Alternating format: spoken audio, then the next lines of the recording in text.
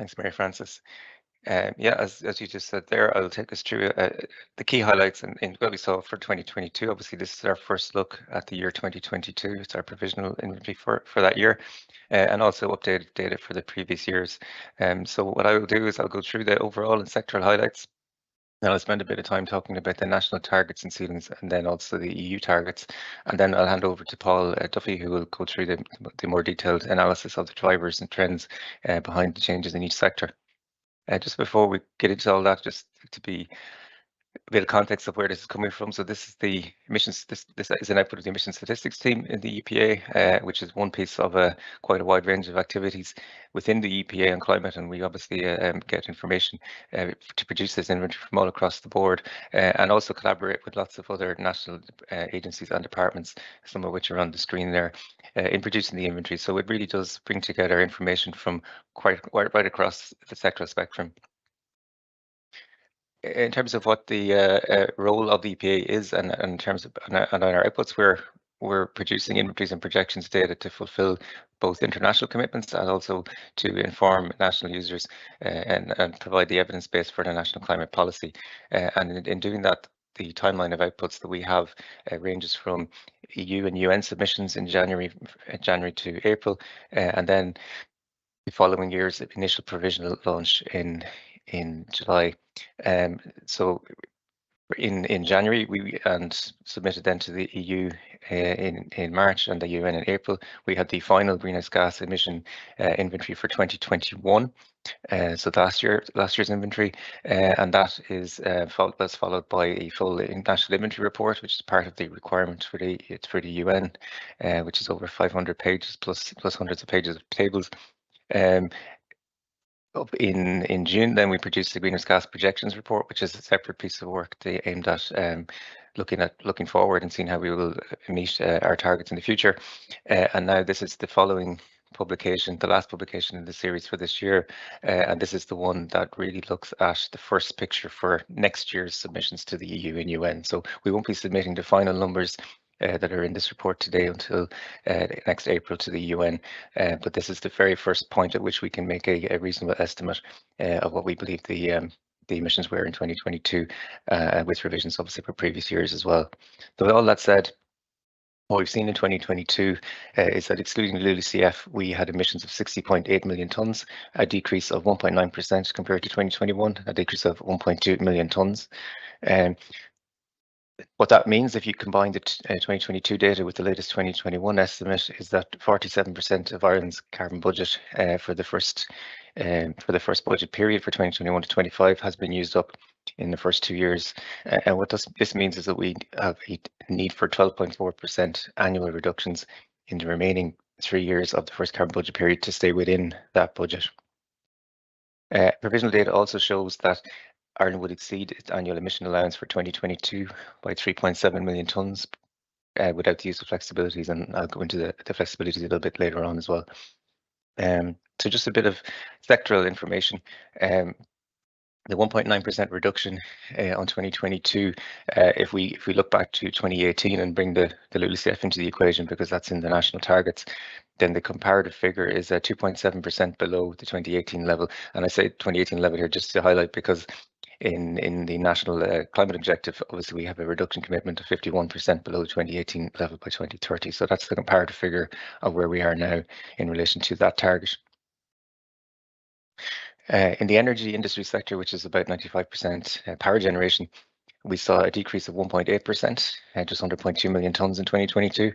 And this was as a result of decreases in emissions from coal, oil and peat, along with more renewables. But that was offset by an increase in gas usage following an overall increase in electricity demand.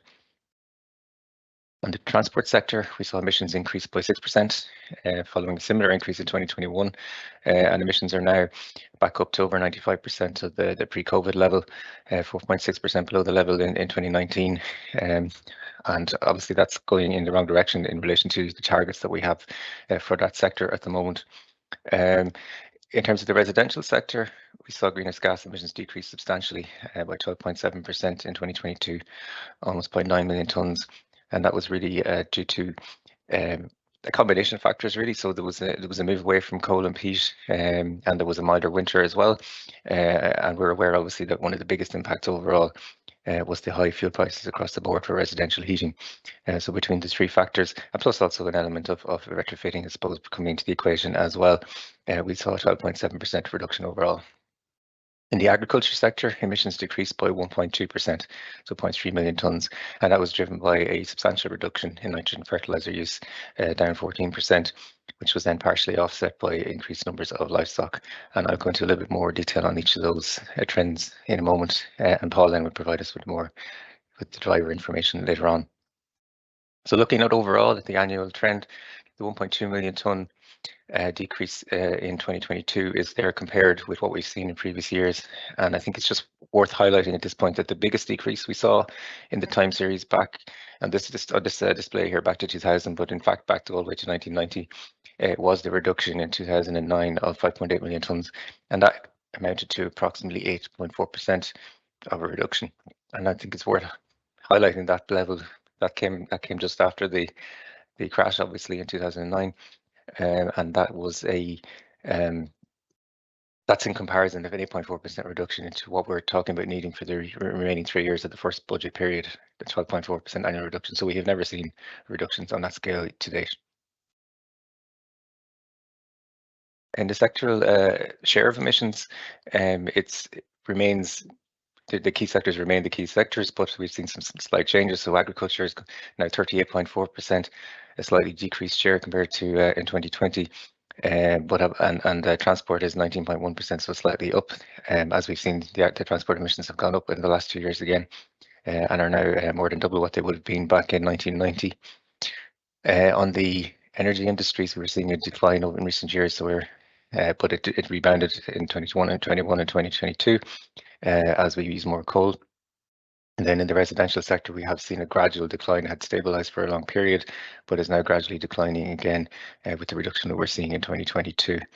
The other sectors there, including commercial public services, F-gases and waste, account for about 5% of the overall emissions. In relation to where we are for our carbon budget and climate act targets, the headline target, as we said, is a 51% reduction by 2030, and we are considerably off target for that at present. In terms of the trajectory, we're not seeing the decreases of the scale that would be anticipated, and that translates into us having used 47% of our carbon budget first carbon budget period, and only 53% remaining for the last 3 years in it. As I said earlier, that's a 12.4% annual reduction that will be required. Looking more into the individual sectors and the sectoral ceilings that were announced since the last inventory was launched, we can see that the usage of the ceilings to date ranges from low 40s to high 40s. So we've got buildings and commercial at the lower end having used 41% of its 7 million tonne budget, and then at the other end we've seen the electricity sector having used 49% of the 40 million tonne budget. It does make a very substantial difference at which end of the 40s you are when it comes to the remaining challenge to stay within budget. So the next slide really just shows the remaining the percentage annual emissions reductions that would be needed for 23, 24 and 25 to stay within the budget and the ceiling. So as I said, buildings, commercial and public, the budget was 41% used, so that those sectors require 1.6, that sector requires a 1.6% reduction each year to stay within the ceiling. But electricity, where 49% had been used, requires 17.3% annual emissions reduction from 23, 24 and 25. That is very substantial, although I would just like to highlight, I suppose, that in 2021 we did see an over 17% increase in emissions from the electricity sector when coal and fuel oil use tripled. So there can be big changes on a sector level, when in terms of the overall 12.4% reduction, we have never seen a decrease on that scale to date. And just to highlight then in terms of the sectoral ceiling percentage reductions that were highlighted in the sectoral ceiling report. So the indicative reduction percentages that go hand in hand with the ceilings themselves are presented here in the last two columns. So at the moment, we can see that we're ranging from for example, electricity, 5.4% reduction versus the 40% reduction that's expected by 2025. And some of the other key sectors, so transport 4.5% versus a 20% reduction, and agriculture minus 0.2% versus a 10% reduction expected. So the buildings residential probably the furthest along in terms of the percentage reduction target at 13.9% from the 20% reduction target. But just to be clear, the sectoral ceilings are the legally binding piece here, not the indicative percentages that go with it. That's just to give a highlight that you can see the trajectory.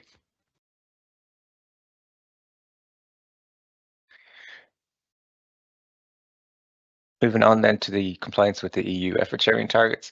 So as I said in the opening slide, we have a 3.7 million tonne exceedance of the annual emission allowance for 2022 under the effort sharing regulation, and that's without flexibilities. And in this graph here, we're showing the blue versus the red is the blue is the emissions and the red is the annual emission allowance.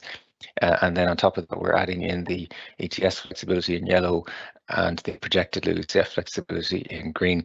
And the projected LULUCF flexibility is based on the projections produced in June. So that anticipates around 0.8 million tonnes per annum over the first commitment period to 2025 of LULUCF flexibility being available, which again is also dependent on measures that are in the climate action plan to being delivered. So in terms of the after flexibility exceedance, we're still talking about around 1 million tonnes of an exceedance after flexibilities are taken into account. So which that will ultimately have to be met from some of the other mechanisms, whether it's banking or borrowing or purchasing of emission allowances from other member states. So onto the individual sector picture, a little bit more detail.